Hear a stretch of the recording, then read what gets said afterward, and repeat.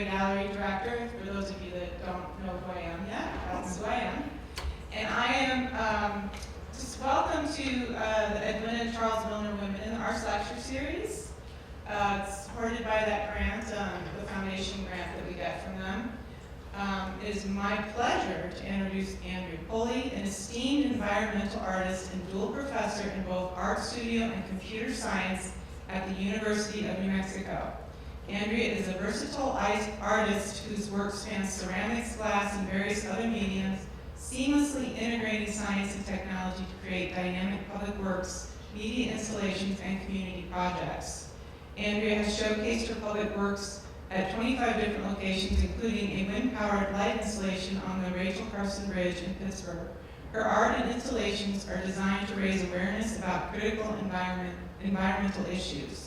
She holds an MFA in Fine Arts from the School of the Art Institute of Chicago and a PhD in practice-led research from the University of Plymouth in the UK, and has exhibited her art around the world.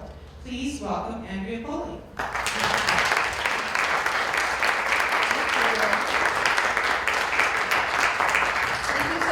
I'm so grateful to be here. I'm so loving what's happening in sculpture and ceramics here, and I'm very new to that part of my practice. I have a practice of over 30 years of being a working artist, and I've really gone through a lot of different transitions that I'll talk about. And so I could get the first slide if you can. Oh, I don't know. My computer's away. I got it on the screen.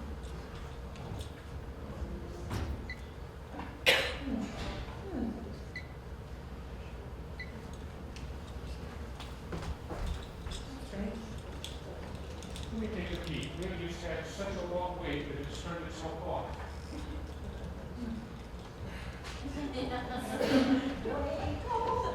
See the project?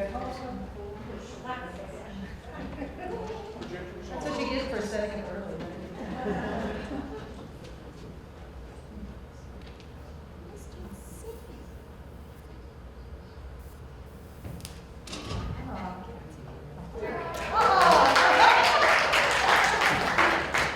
Okay, see you later.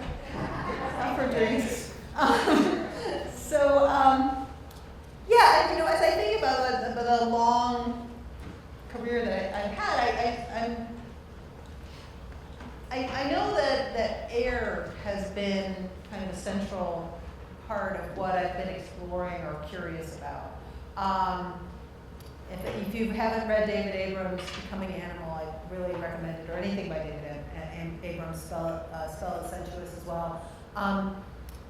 He talks quite a bit about the atmosphere, the translucent medium of exchange between breathing bodies of any locale is subtly different in each terrain. I've really been exploring, I think, air in all its forms and atmosphere and how it might take a shape. So maybe that's the central idea of this presentation. Now I'll talk about some work. So in early 2000, I did a piece in collaboration with a meteorologist where I sonified data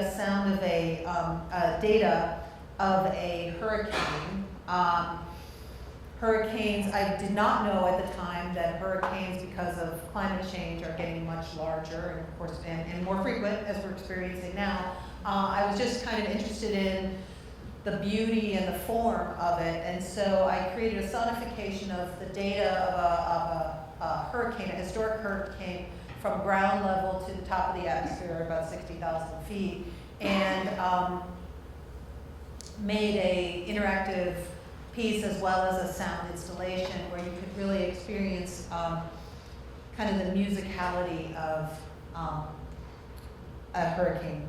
I won't say too much about that because I have a lot of other things to talk about. So then I did a lot more kind of collaboration with database collaboration. I really come from a computing background, and I did a lot of database collaboration with scientists, atmospheric scientists, and I got the opportunity in 2007, 2008 to go to Antarctica and work alongside scientists like these, collecting data in the dry valleys in McMurdo Station and at the pole.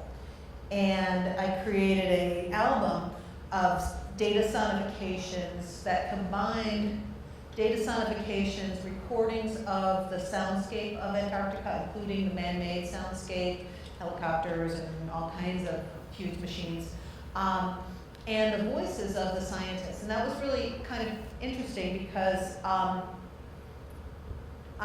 ended up working with a German label called Grün Recorder to put this album out, and they suggested to me that I include the voices of the scientists that I interviewed. Part of my practice is interviewing people, a lot of people. And I've interviewed IPCC climate scientists who were part of the group that won the Nobel Prize. And I interviewed a lot of the scientists down in Antarctica. But of course, I don't speak German, and it was an American base. So I was really surprised that this German label wanted that. But as I started to put that on the album, it became really clear that it provided a context for the soundscapes and the sonifications that you were hearing. It was really about, at that time, 2007, 2008, scientists working for the US, funded by the US, were not able to say the words climate change, at least not in their official papers, but they could say it in the context of an artwork. And so there was really a nice collaboration in the sense the scientists felt free to speak.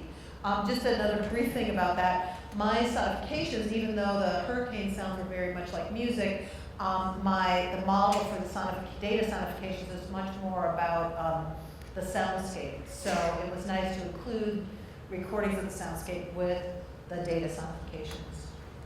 And then I did a book, co-authored with Jane Marshing, talking about the experience in the Antarctic, having a lot of transcripts of those interviews, and also inviting other artists of this contemporary era who use digital media in their work and what they've been doing as artists in collaboration with scientists both in the Arctic and in the Antarctic. It's called Far Field Digital Culture, Climate Change, and the Poles. And just to say, really interesting, it was surprising actually to me, there was a time when the artists were all using Macs and the scientists were all using PCs, and when I got down to Antarctica, there were a lot of geological scientists using Macs and doing time lapse and a lot of the same software too. So this book is also a little bit about the convergence of field-based tools between artists and scientists. So a lot of that work that I just was telling you about is taking digital data and translating it into sound or translating it into something. I really wanted to physically understand air a little bit more. So I started to do some pieces that used air. This is one of them. Breather, it's kind of like a bouncy that expands and contracts over a car. I don't have a contract version. Over a car over the course of a minute or so, and as if you're breathing with a plastic bag over your head. And I got this idea from a residency in New Delhi, India, where I actually physically felt like I had a bag over my head because the air quality was so challenging. So when I do this piece, I do it with whatever the local car is, and so this was in Turin, in Italy, where home of the Fiat factory, so I got to use these really cool vintage Fiats for that piece and for this piece called Cloud Car, which is kind of inspired by Dillard Scafidio's Blur building. If you're an architecture nerd like me, there's a great piece by Dillard Scafidio that's a building out on a pier that's kind of covered with a cloud of mist. So I did that with a car, and the idea was that if you could see the emissions that you got that a car is putting out, this might be what it looks like. It's just water mist, and this is at the New York Hall of Science, and so we do it, and give people a piece of paper that said, you know, here, if you have to drive, here's some things that you can do to reduce your emissions, don't idle, things like that. So this is just a visual. This is the mobile version of it. So with a tank of NOx and a tank of compressed water and nozzles all over the car. And then this is something I always like to share as one of my proudest moments as an artist. I had this on the street in New York City during an event called Parking Day, where artists would take up a parking spot. So I had this there, and I attracted the New York's bravest, the fire department. And then, you know, at first they were like, well, is it on fire? And then they realized it was water propulsion, which is kind of their expertise. So we had this whole like conversation about water propulsion. And they put the Cloud Car sticker on their fire truck. And then, you know, I also started realizing, you know, I was thinking about media and digital, that you could project on this mist. So this is in Death Valley, projecting stories on the mist. And I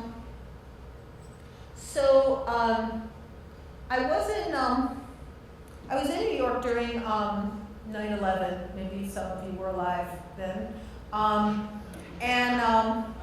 Yeah, it was quite a formative experience. And after that, I lived in an apartment that looked at this bridge. This is the 59th Street Bridge, or the Queensboro Bridge, and it has beautiful necklace lights on it. But after 9/11, the necklace lights went dark. All the East River bridges, all three of them, and you know, for a few months at least. And it turned out that the cost of lighting the necklace lights on the bridge was too much for a city, you know, hit hard by tourism, you know, at that time.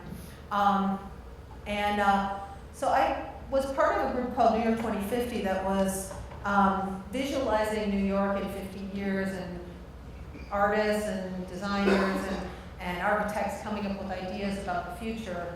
And I highly recommend doing this if you're, you know, wanting to generate ideas or doing it with students. Like, have people think about 50 years in the future, what they might imagine or envision. So the thing I envisioned was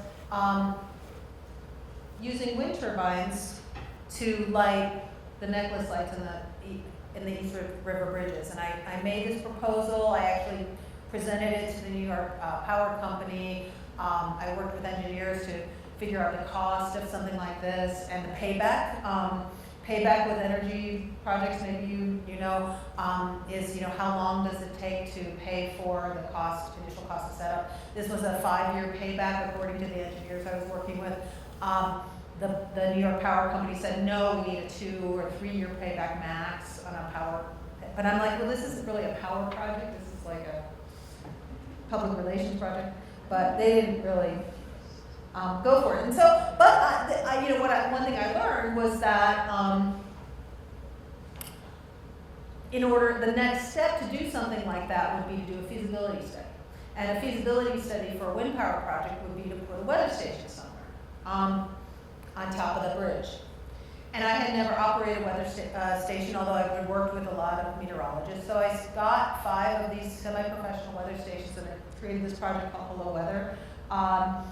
And set up weather stations in multiple places, kind of all over the world. And then I started, in this interview process, I started to find out about other sensors that were maybe more contemporary. And I talked to a scientist who was creating particulate sensors, so particulate pollution in the air. And the new sensor at the time, about 10 years ago, was a PM 2.5 sensor. So that's particulate matter of 2.5 microns. And so a micron, if you imagine a grain of salt, and that's about 80 microns. So 2.5 microns is very tiny, easily lodged in the heart, the lungs, and often comes from burning of fossil fuels. So I got my hands on one of these PM 2.5 monitors, and got a commission in San Jose, California, to create this piece, Particle Falls.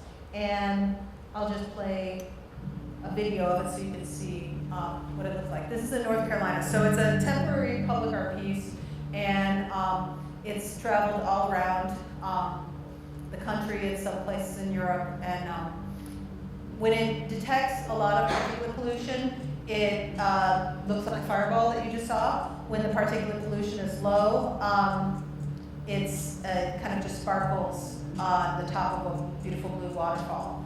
And it's quite amazing because it's almost in real time, and near real time. So if a diesel car or truck pulls up to the monitor and idles in front of it, you have this like immediate explosion.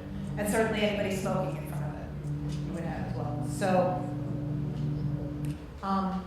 I showed this in Paris for COP21, which was the time when that historic climate agreement was signed.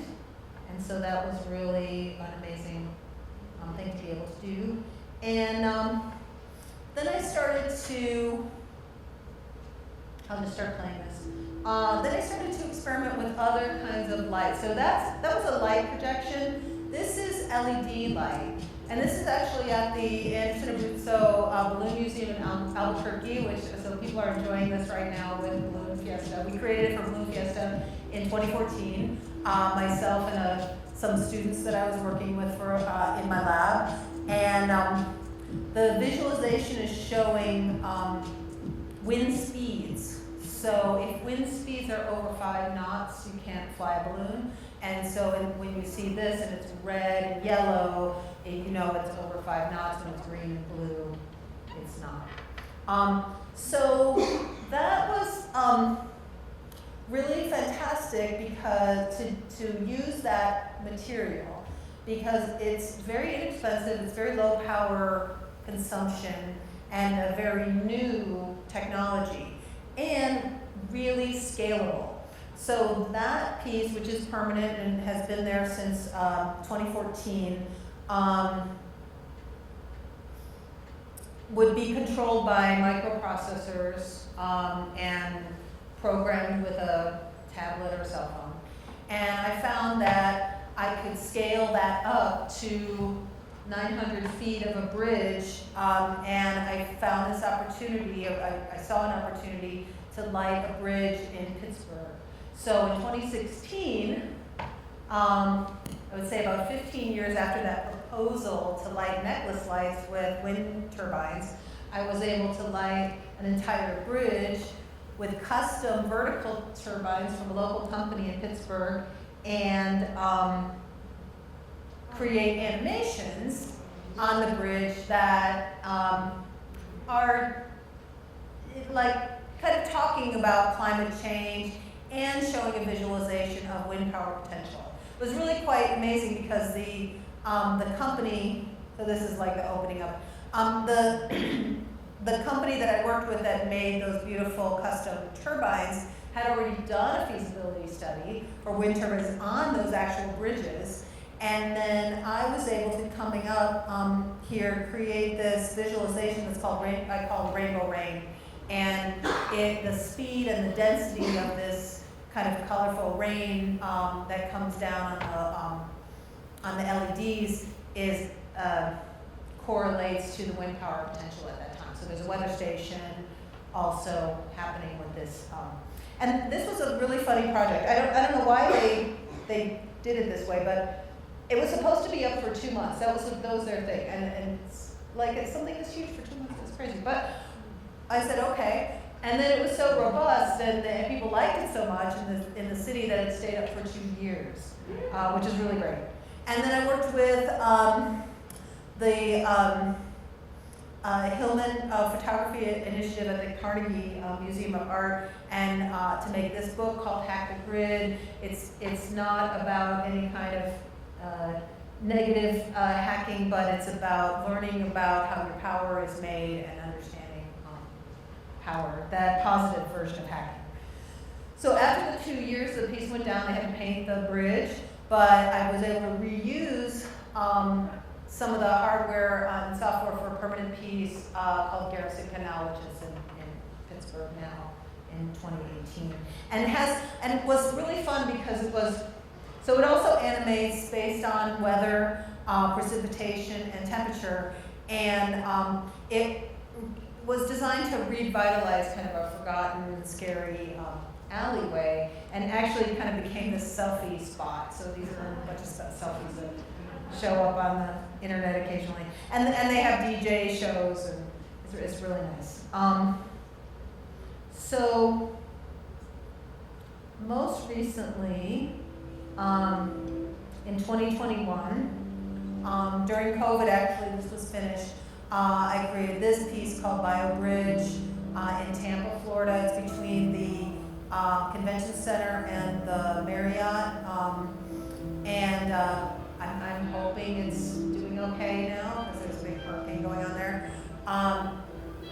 But this is visualizing, it's inspired by bioluminescent bacteria, which is often present in Florida waterways. And so as people walk through this piece, they influence the changing of color and movement, just like a bio-bay.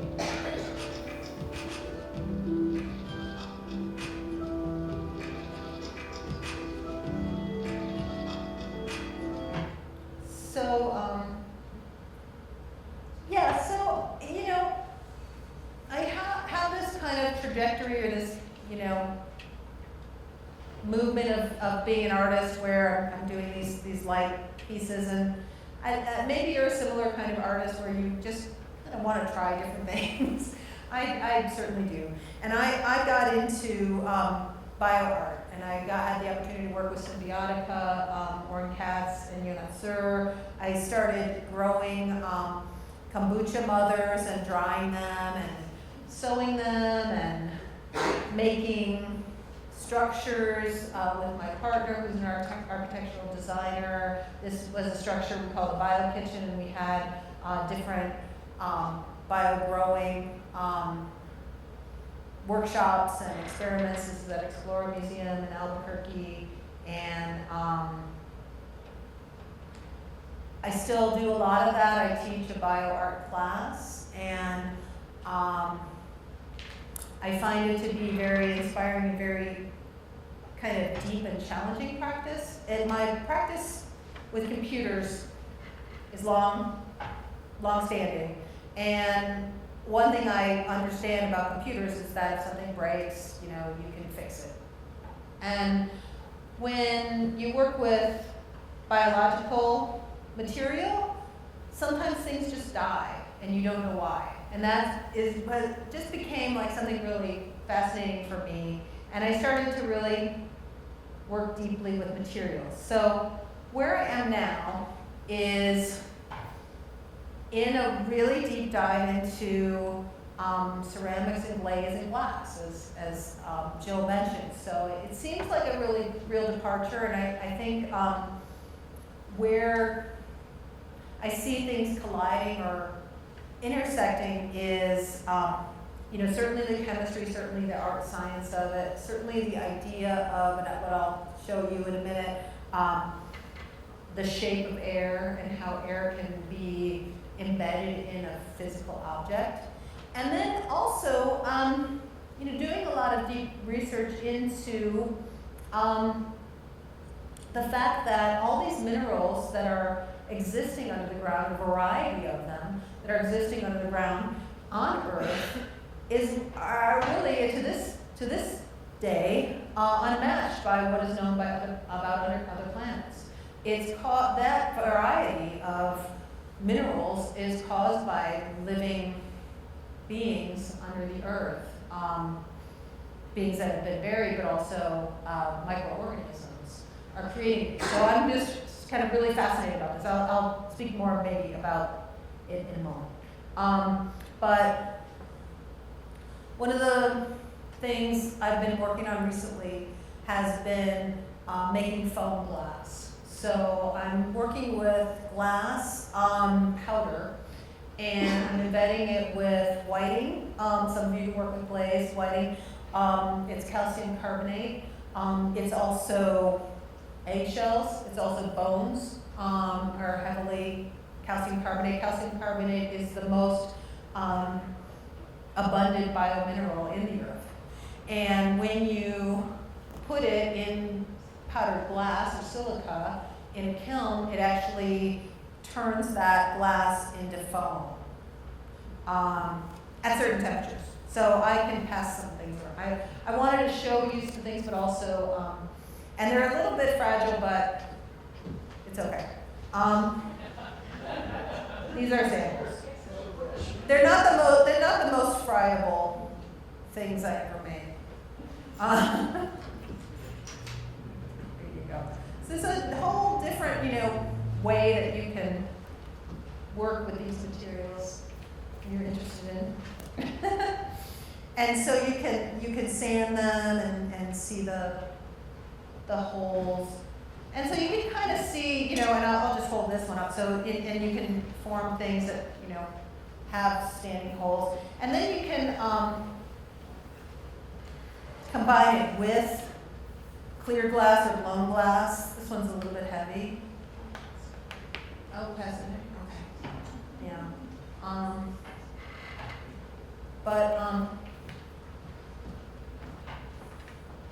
Yeah.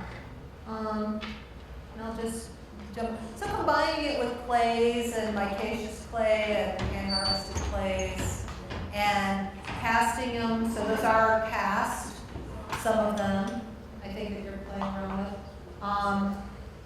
Or formed on a wire. The white and black one that's going around is formed on a wire mesh. Or blown. So that's one way to me to think about the shape and form of air. It's like actually putting it in something or using air to change something. But another way I've been thinking about the shape and form of air has been sound, and how sound, once recorded, can then be mapped into, this is called a spectrogram. It's one way to look at sound in a software program that shows you the pitch and the loudness of the sound. So this is like a bird sound, and a couple of different ones. And what I've done is I've mapped those two-dimensional spectrograms onto simple geometric shapes using software. And so these are actually, the sounds are these sound wave bells that I recorded in Portugal last winter, and the birds.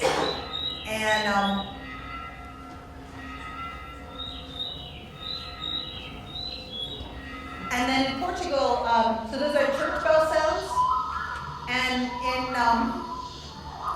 in Portugal, they have this festival that happened while I was there called Chromosome.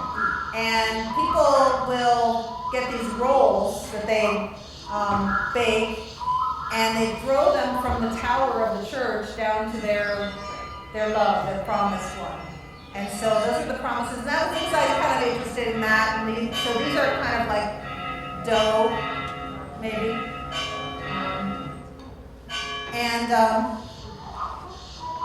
I'll just bounce out of that. And so then I made bread bowls. I 3D printed them. I selected, screenshots, 3D printed the screenshots, and then made bread bowl negatives, and then cooked bread in these bowls, and I will exhibit these bowls. And so I became really interested in, and this is totally not, this is like indestructible, so I'll pass this around too. But I became really interested in how a sound might be understood tactilely. So this is a bird sound, and they have these harmonics, and I think that's what these kind of sharp spaces that, they're almost like you can almost feel the harmonic falling away in this part. So enjoy, and this, you don't have to feel nervous about that at all. So that's a 3D print. It's using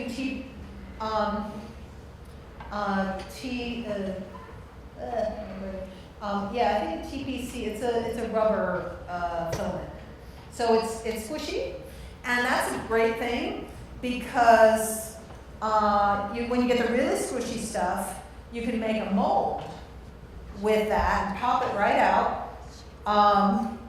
And then you can use it, you can blow glass into it, or you can fuse glass into it, or whatever. So that's what I have done most recently. And I think this is the video.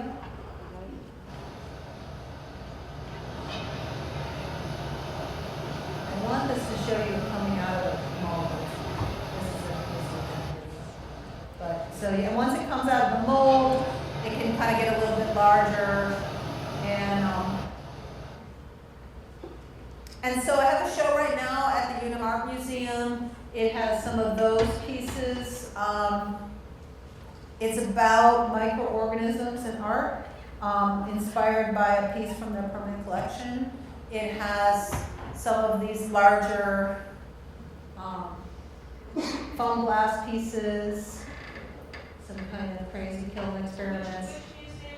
Oh, at the Unum Art Museum until Unum Art Museum, the Unum University of New Mexico Art Museum in Albuquerque until the beginning of December, until the end of the semester. So you can go see it. You got a while to go see it if you want to check it out. It's a really beautiful show. There's a couple of other artists who are working with there's an eggshell 3D printing artist. There's an artist working with a nopal cactus, making a kind of resin.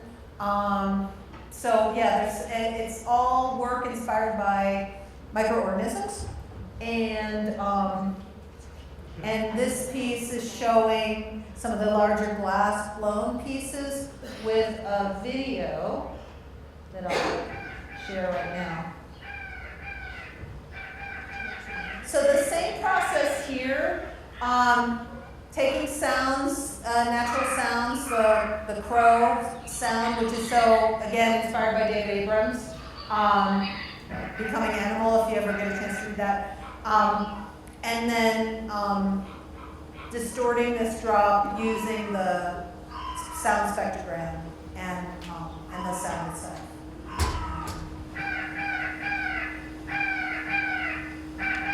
So I'm very excited about this piece. I'm developing more animations where this turns to snow and ice and a glacier and mist, and but still is mapping the sound and making more 3D prints and more glass pieces, and then another contribution to the exhibition at UNM is in collaboration with the eggshell artist I was talking about, Fiona Bell. I made this using a blown glass spectrogram print and made into more of a biology lab piece of equipment, and she's growing algae, spirulina algae in that. And that's the last thing I have to show, so happy to take questions.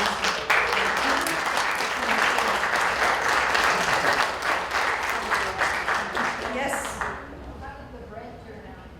Terrible. Yeah, it doesn't, it's too much detail. So I think I do it again, I need to like simplify a little bit, yeah. But it was fun to work with. You guys have a microphone.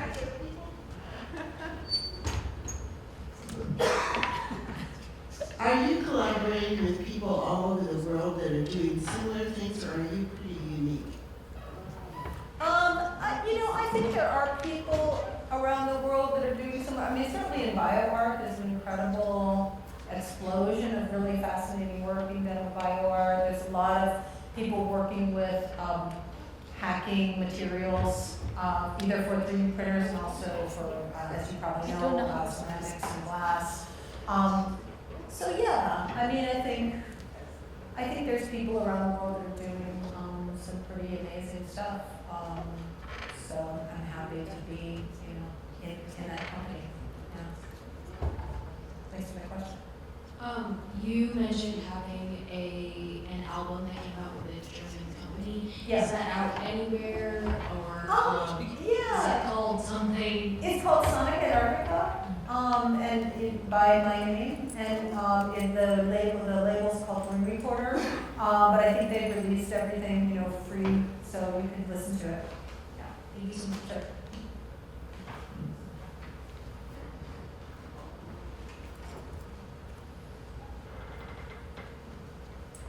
I have lots of questions. Me too. Let me just understand the difference between a soundscape and a sonification. Are you taking the data and assigning some sort of value to then portray the sounds, Yes. either the pitch and or the volume? Whereas the soundscape is put a microphone and hear the glacier crack. Exactly. Got it. Yeah. Okay. When we were seeing those, it looked like vibratory bell sounds. Mm-hmm. Now, is that a programmed visual, or that were you using some sort of non-Newtonian fluid? Because it looked like it vibrated like non-Newtonian fluids do when you put them on a speaker. These are, No, not that. no. The bells that, Yeah. those guys. Yeah, no, this is taking, so maybe it's a little tricky to explain. This is taking this and as a two-dimensional and like map it, using a 3D modeling program, mapping it onto a simple shape. And so like the red is maybe higher and the purple is lower, kind of thing. Okay, so it's frequency and volume. What's the third dimension? It's, Time. yes, yeah, Okay. because I'm moving through it. Okay. Yeah. I'm going to let my questions go because I'm sure there's other inquisitive people here. Yeah, thank you. Thank you. I really need questions like that because this work's really new. It's just in the past year and I don't know how to articulate it, so. Hi. Hey. So you have a computer science degree, is that correct? Or My PhD is in computing and communications, yes. so I'm curious about like upbringings, like how you came into this subdiscipline. Like, did you have an interest in STEM and the arts, or like what? Like, or did you stumble into one? And That's a cool question. Yeah, I remember being in high school and like deciding that I was gonna be involved in art and science, like melding art and science together. I don't know. I really liked math and science and also loved art, but somehow like in high school I had this moment of like, oh, this is what I kind of want to do. Yeah, my father was a mathematician, and I did music as a kid, but there weren't a lot of artists in the family. Yeah, good question. And one thing I will say though is I grew up on the south side of Chicago in a town in a neighborhood that had this constant sickly smell in the air. It's industrial waste plant. And nobody, my family and other people around me, they didn't seem to notice it. And so that was another thing that I think was influential to me in terms of working with air. Because it's it can affect you so much and be so, but it's also so visible to a lot of people. Hi. I was curious if you could talk more about the kombucha experiments. Oh. I saw you had a photo of gloves you had made. Yeah. I wanted to see if you could elaborate. Yeah, you should do it if you are into kombucha. So The kombucha mother, when you grow kombucha, you get this thick mother on the top, and then you dry it, and you get this stuff that's kind of, you can call it leather. It's kind of almost like a fruit roll-up kind of text. And Susan Lee is a wonderful artist, designer, who did a project called Bioculture. She was kind of the first one I know of who was working with kombucha mothers to kind of create fashion and clothing. So this is really inspired by her work. The thing about the dry kombucha mothers is they will absorb, they have almost like 100% water absorption rate. So you're not gonna make a raincoat out of this stuff, you know? But it's fun, it's beautiful material to kind of play with, and there's a lot of people who do much more than I am as far as like, maybe modifying this and doing other things. So that's kind of all I can say. Yeah. Thank you. Questions? Oh, there. This is making me walk all over. I was just curious if you could expand on how you got started with some of the interactive computer light installations and what that process looked like. That is where you're really taking me back.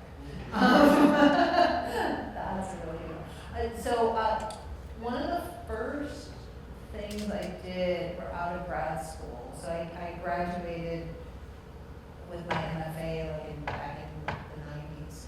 And I did a thing where I took a camera on my eye, that was on my eye, and I used, there was this really kind of basic video tracking that could track where the black center of my eye was. And I was moving my eye around making music. And I actually did that, I had other musicians that I jammed with, we did improv, and we traveled around the world playing this eyeball thing. And it was really cool. And but that was probably one of the first sort of visual / sound things. And that was driven a lot by Max MSP, which still exists, Max MSP. And people use it a lot for interactive sound. Then some software came out so that's a visual programming kind of thing. Another visual programming platform came out that allows you to do more of kind of the visual stuff. I did use that for the waterfall piece. Quartz Composer it was called. That became discontinued, but now it's very similar to Touch Designer. There's a really cool program called Touch Designer that will do very similar kind of things. And Blender is what I'm using for the stuff, the 3D stuff, which is such a powerful program. It's amazing, and it's free. Blender, yeah.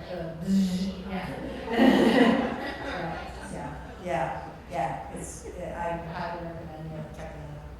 And Max MSP, which is not free, but it's good.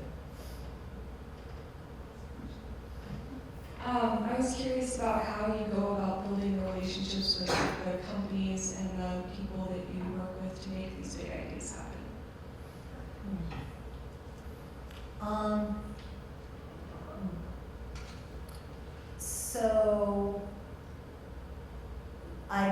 So I just thinking about the bridge project. So I proposed it and got accepted, and then started meeting with what's called the stakeholders of the project. So the city representatives, there was a group of business owners in downtown Pittsburgh. And so with a public art project, that's, you're gonna meet with groups of people like that. And then I, kind of just told them, they already really knew that I needed somebody who made wind turbines. And so through, kind of word of mouth, that connected me with Instax, and it's like, we really connected. Sometimes it's not that easy, sometimes you have to go with a lot of different things, but I think it in multiple bids and stuff. But I think it always is really nice to try and be local with your project wherever you're going, and try to meet people and find out about businesses that are doing things that, because it's kind of like the person's questions over there. It's like, are there other people around the world that do this? To find those people. There's an amazing community of people using Blender and online and using Touch Designer. So I was able to, when COVID happened, I was working on that piece in Tampa. I couldn't go to Tampa. I live in Santa Fe. And, but I found a woman who's an amazing touch designer programmer who lived in Tampa, and she programmed that animation and, was over there with her phone and, Zoom showing me, what do you think about this? And, so it's that's, I don't know if that really answers your question, but I'm not sure how to answer your question. So just being open to communicating and like making that first step to create this connection, just like seeking out like people. Yeah, and I think, doing it a lot, right?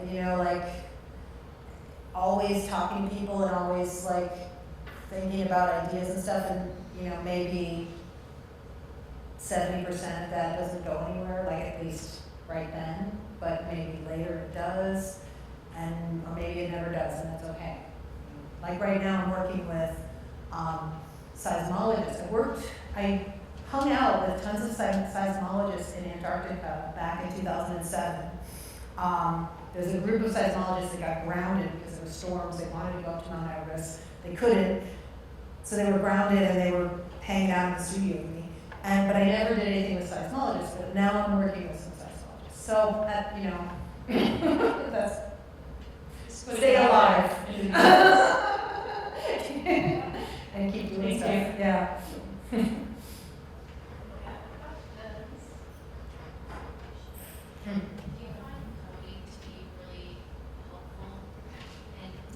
Do you find coding to be really helpful in your practice with those types of programs?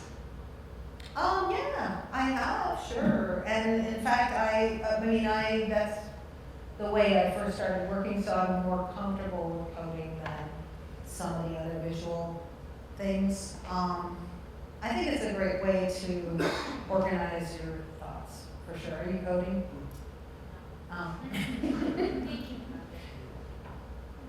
It's pretty, like something like, what is it, processing is a really nice entryway because you can open a sample of processing and just kind of change it. I rarely code from scratch. I'm going to take somebody else's code and then tweak it and play around with it. Oh, okay.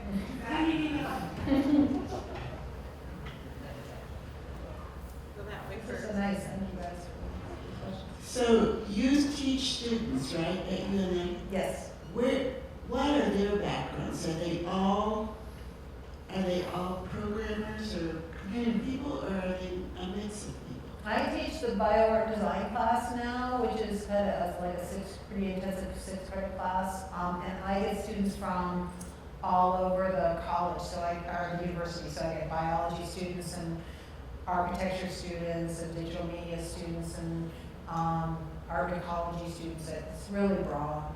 Yeah. That's cool. Yeah, it is cool. I like it.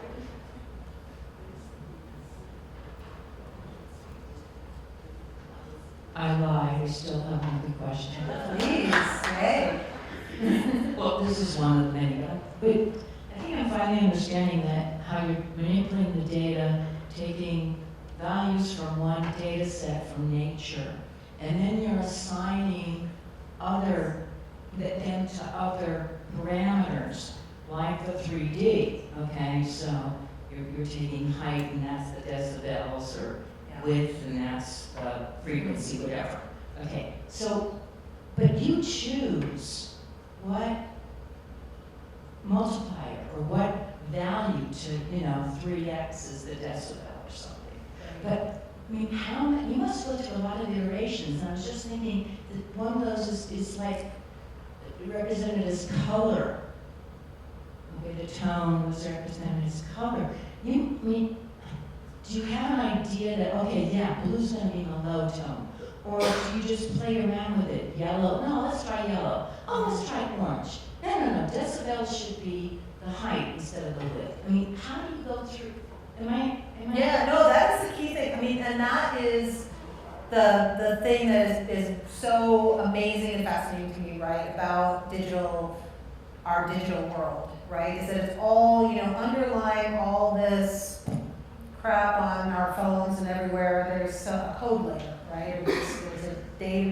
There's a ones and zeros layer, and so what is an image and what is a sound and what is, a video, it's all like kind of gets down to being this thing that's really similar, and so that mapping is possible, but the mapping is also really important. And I think like the Particle Falls piece, the waterfall, I mean that's where a really good mapping can be really profoundly moving to people. Like people will see that piece and they'll be like, oh, they hold their breath and stuff, and then sometimes the mappings, I kind of bomb the mappings, and they just don't work, or it's just not, it's too complicated, or, something. So I see like these last pieces that I showed you, and they're not, I don't feel like they're super resolved. Honestly, but that is the experiment, like you said, like you go through all these trials, but then, if it looks cool, it's still like worth it to show to people and talk about it and see where it goes. Yeah, in your Particle Falls, to me it was brilliant, but also obvious to have the particles, the high numbers of PM 2.5, to be explosive yellow and reds, and like a bomb. Yeah. But then when you got down to low levels of PM 2.5, you were in blues and greens and very soothing colors. Yeah. It was brilliant. So, I mean, was that your first try, or was it like try 27? Yeah, I don't know. That's a good question. It was a lot of conversations with people too, and kind of what they are, because there's something also really beautiful about that fireball, and so we had conversations about like, well, what, you were going to inspire people to smoke their cigarettes next to the thing, which I have to say that I did.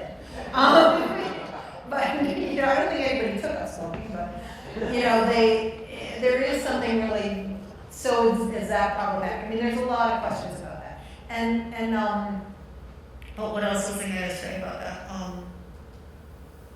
The obvious thing, you said obvious. I had this wonderful mentor, and maybe this will be a meaningful thing to you, who said to me, if what you're saying is obvious to you, you have found your voice. And I was like, oh my God, because I had always heard the opposite, right? Don't be obvious. But no, it's like when you're saying something and you feel like it's obvious, you are saying what is there. Yeah, exactly. And so let yourself do that. I think it can be a good thing.